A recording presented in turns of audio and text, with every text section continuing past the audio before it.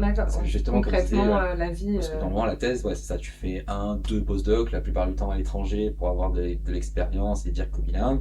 Tu reviens en France et tu vas au CEA, à l'INRIA, au CNRS.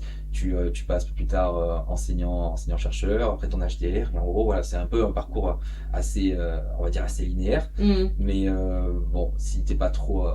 Moi, je suis pas trop à l'aise. Enfin, en tout cas, c'était pas mon but de base. Eh ben, tu sais pas trop quoi faire. d'enseigner. Ouais, enseigner, Ouais, c'était pas c'était pas trop mon ton truc. objectif, C'est ouais. sympa, mais c'est pas mon objectif. Enfin, c'était pas mon objectif de vie en tout cas en Premier, sortant. Ouais. ouais.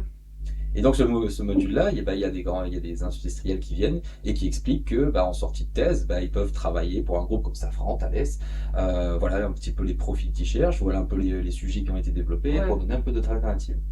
Et moi, je suis venu avec un message encore plus fort, en disant que moi, en sortie de thèse, eh ben, j'étais directement, ouais, pratiquement directement catapulté dans l'écosystème, et que le fait d'avoir une thèse, eh ben, ça me donnait une légitimité pour parler, comme je disais, un petit peu à tous les niveaux, de Ouais. l'ingé au PDG, suivant que ce soit une start-up ou un grand groupe, et que la thèse, en fait, c'était un appui scientifique, mais un appui aussi limite, comment je peux dire ça, euh, c'était Managérial, un ouais, gage de, ouais, de managérial, mais confiance. c'était un gage de confiance, ouais. Mmh. Ouais, parce que du coup, enfin, je sais de quoi je parle et je sais avec qui je parle.